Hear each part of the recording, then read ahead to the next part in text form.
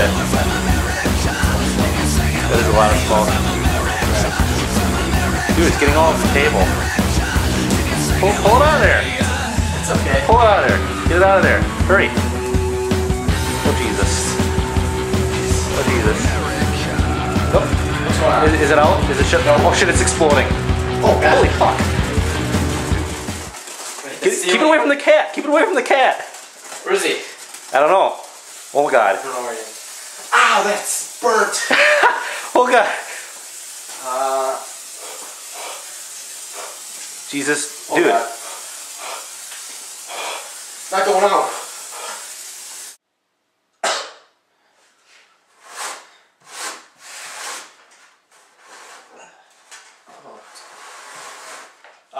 Yeah. Welcome to the 4th of July episode for the Show for Gamers. Maybe that wasn't a good idea. Anyway, today we're going to be talking, this is a two-part episode. We're going to be talking about all the downloadable content for Fallout 3.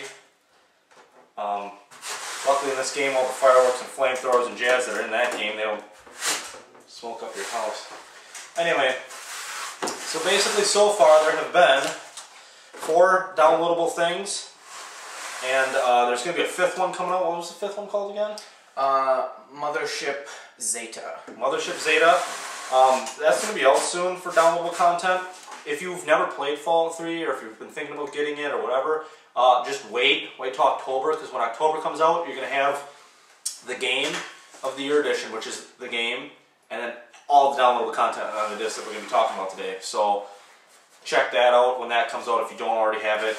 But if you've been keeping current like we have, Mothership Zeta is on the way, so Yeah, that's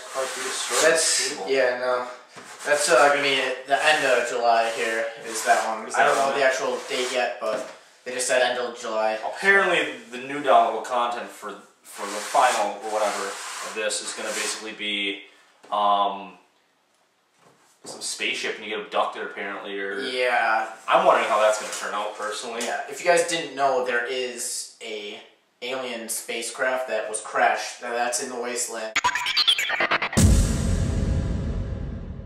The downloadable content, we're going to be doing it like what came out way back in the day and what's come out to now. So the first thing that came out was called Operation Anchorage, which was basically, so far all the downloadable content, this is my least favorite, but basically what you had to do was work with the outcasts and go into like this virtual reality simulator and relive the days of combat basically in where like America took over, or was it? Oh, the Chinese came into Alaska. Yeah, right? the Chinese invaded or whatever. Yeah. Pretty much. Yeah, it's a simulator. You're fighting the Chinese in Alaska because they invaded it, and you're fighting them off.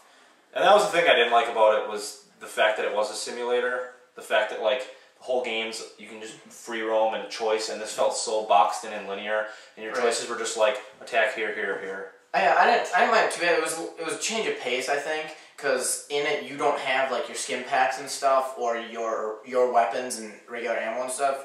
You had to pretty much, it was more like a checkpoint type system, where you'd go and there'd be like a health box thing where you click on it and you heal up, and then there'd be ammo. Yeah, your health was like a health bar, and you had to refill it. Right. Same thing with ammo, and like just option-wise, you just didn't have it. The cool thing when you beat it is the stuff you actually unlock in the real world of Fallout 3. Yeah, because after the simulator, it unlocks a armory, and you can take whatever you want from it.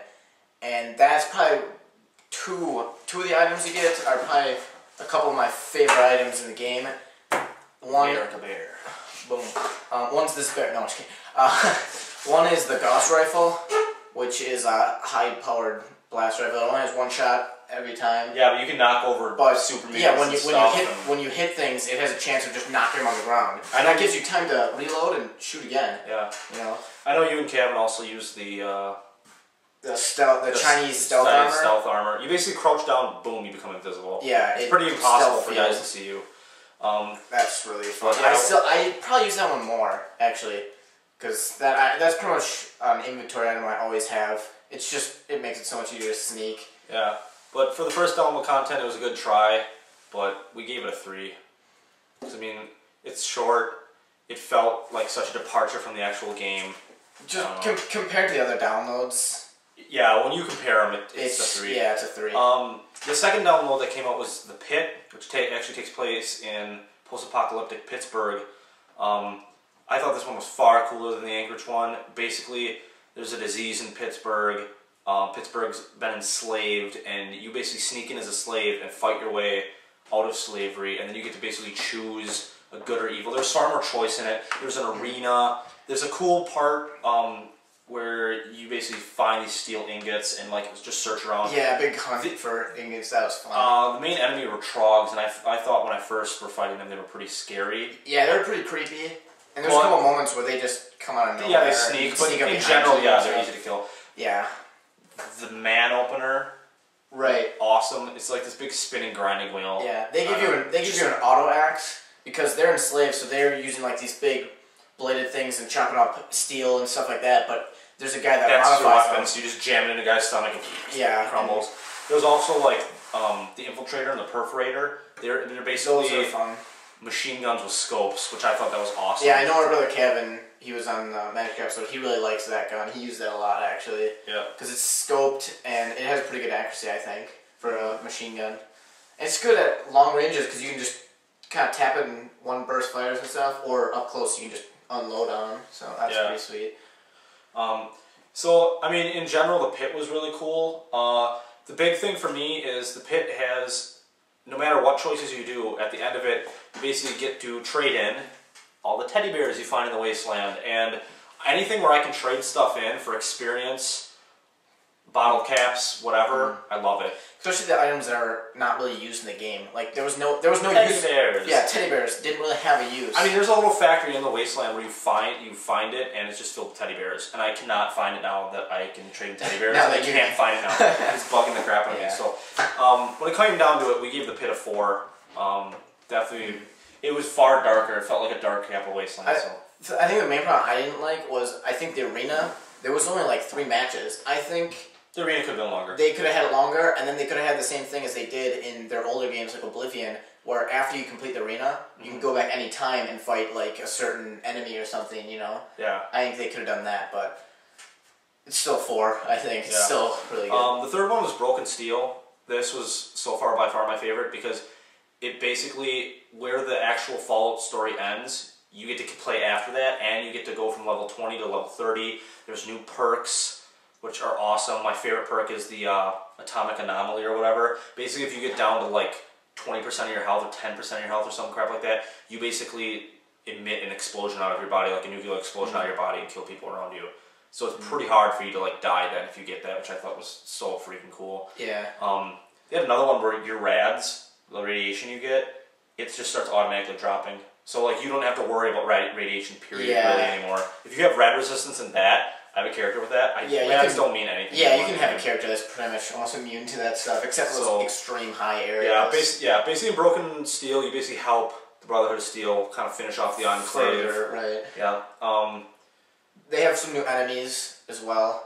Like they have a new super mutant type. There's super mutant overlords. They're pretty tough to take down. Which they have a new weapon, the Tri-Beam Laser, which is pretty much a laser shotgun. It has 3 beams, but it's pretty crazy. Albino Rad Scorpions, which are just tougher versions of giant Rad Scorpions. Yeah. And by far the hardest enemy in the game is the Ghoul Reavers. They're basically these ghouls that are incredibly strong, incredibly tough, and they throw basically balls of radiation at you that constantly drain you of your health. Yeah, it's like a radiation grenade. They're so annoying. And a little tip with that, if you do the 10 Penny Tower mission and side with the ghouls, you can basically get a ghoul mask, and if you're wearing that, ghouls don't attack you. And I know Kevin always wears a ghoul mask.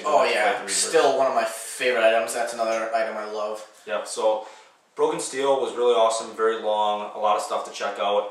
At the end of that, you can trade in cameras, which is another item that is basically useless until then. Yep. And you can also trade in sensor modules. So that's pretty cool. We give that a 5. And the newest one is Point Lookout, where you basically go to kind of swamplands in Maryland. I thought this place was really scary. It was hard for me to walk into the swamps at first. Yeah. There's a lot even with a high level character, it's just so creepy that you don't want to. I have a level 30 character. The swamp folk are still pretty hard to fight. They're pretty powerful. They have a lot of health. basically check into part 2, and we're going to keep talking about Point Lookout, Celebrate the Independence, and we're going to talk about some stuff in the game that basically we think should be put in the game and stuff we want to see in future Fallout or downloadable contents. So check back with us in part 2.